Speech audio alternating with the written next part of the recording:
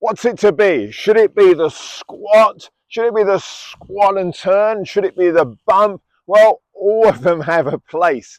If you are interested in actually getting more control of the club and therefore ultimately more control of the golf ball, then actually how you use your lower half, particularly coming into the downswing, is critically important. What I'd like to do here is give you maybe a little bit more of an exact feeling, because the truth is there is a basic anatomy to this that if we understand that, we can actually practice in a relatively sensible way and not look too extreme and therefore maybe feel more comfortable with it. Okay, now some of those other feelings I've described can be very, very useful, but let's just drill into something here that's based on just true anatomy to help you understand what it is you're looking for. And I'll give you a little drill that you can use that hopefully you can incorporate into your technique, and therefore you get the benefit of having much more control of the club and therefore ultimately more control of the golf ball. Okay, now how it's going to work is this. I'll show you in full motion first of all, or I'll show you the actual drill, and it's very, very simple. But here is the thing. You've got to be prepared to go slow and steady, be patient with it. Okay, I know it's an obvious thing to say, but please, if you want to get a great result with this, just take your time with it. Get the feeling. If you get the feeling in the way I describe and you practice that, you will get the rewards. And as I said, what is the difference here is you'll get the rewards long term. It won't be a feeling that suddenly disappears. That's really the kind of promise, if you like. So what it is we're going to do is just some half shots. I've got a ball teed up here. I'd suggest teeing out 9-9 is what I've got. 9-9 or pitching wedge is fine. And what we're going to do is we're just going to swing back to halfway. And I'm working on the basis you have a pretty good setup. We're going to swing back halfway. And what we're going to do is we're going to wait here, and then we're just going to practice sliding our hips laterally over the top of our lead foot. So for me, my left foot. Now, what's most important here, the reason I'm saying stop and go slowly, is you've got to be able to feel the reaction of your lead foot. In other words, when I push that weight over there, can I feel that foot really starting to work against the ground?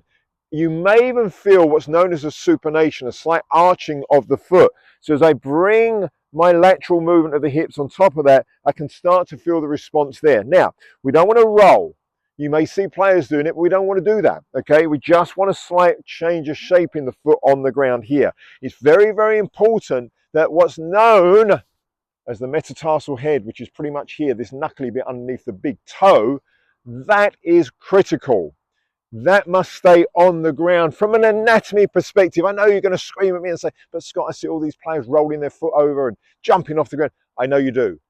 How can I decry that? They're amazing players, but I'm trying to help you with the true anatomy of how your body works so it's safer for you. Some of those players, end up with injuries. Just saying, just saying. So anyway, so let's just actually make sure that we're going to pause here. We're going to nudge those hips forward laterally. No feeling of rotation whatsoever. There may be some, but no feeling of it. Okay, so let's just come in closer to you here. Okay, so we're going to go there and just nudge laterally this way. Okay, so I'm just getting the feeling of that weight going over the top of the left foot. I know this is taking a while, but the feelings are important. I'm asking you to go slow and steady. The detail here is essential if you're going to get anywhere with it. If it's not just going to be a quick fix, which I don't want it to be. I want it to be something that's going to help you long term. So we're going to get there. We're going to just nudge across, feel that weight going into that left foot. Then we've led from here. Then we're going to carry on and go through. Okay, but we're going to pause. So here it is in action. Okay, we're going to go back. Stop. Just practice that feeling. Start from there. It's like my feet and my pelvis are pushing together there. And then I go through. Okay, we're breaking it down to get the feeling. We're getting the feeling of my lower half, my feet and my pelvis moving my weight across. As I said, the detail is actually feeling like you knowing what's going on in your foot. Now let me explain why that's important actually, because some other ideas of you trying to do this, what you might find is that actually if you paid attention, you might realize that actually my weight's going into the heel of my left foot quite dramatically. That means the trajectory, the direction of my weight is traveling quite a long way that way. Unless you have got amazing control and strength in your arms and your wrists, you're going to pull the socks off that over there, or if your face is open, you're going to cut you know what off of it, okay? So be careful. This is what I'm going. We're going back into true anatomy. Where should that weight be distributed? We don't want it going dramatically into the heel here. So, you know, if for example, you're massively over here, then sure, that may be a decent feeling for you. That's what I'm saying. We have to be careful with feelings that don't follow true anatomy. Just have to be careful with it, okay? There's a place for them. You just have to be careful. I want you to know the truth here. So we want to get our weight coming over the top of that foot there. Then we're going to get the rotation coming in. The way to do that is just to keep doing this drill. Set yourself up, go halfway back, stop.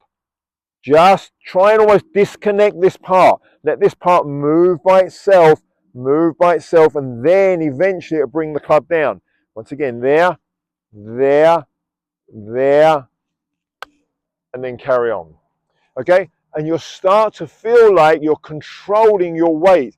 You're moving your weight in the right direction. Now, you may notice I'm doing that, by the way. Of course, what I end up getting is I get a bit of a squat with that anyway, because I'm actually working against the ground very well. So that's why I say the other ideas, they're great, they can work, but I'm just trying to give you the truth of anatomy, of what you really, some specifics of what you're looking for, so you can always go back to it time and time again. So once you've practiced that a few times, then of course eventually you won't have to pause. But my recommendation is, if you're practicing with 60 balls, maybe after every 3 to 5 balls, stop, do 2 or 3, actually breaking it down, and then eventually you can lead up, and then you get your, you know, you'll have the feeling. You might do a practice swing beside the ball to get the feeling, and then eventually still keep it small,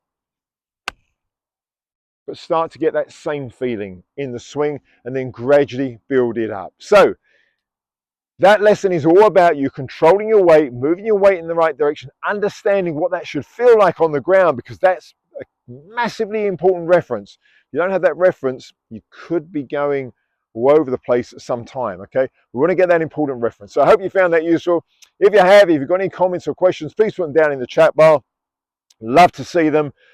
If you need more clarification, if you have a subject you'd like to know more about that you think I might be able to add some value to it, please let us know, and I'll only be too pleased to look at it and see if I can come back and help in some way.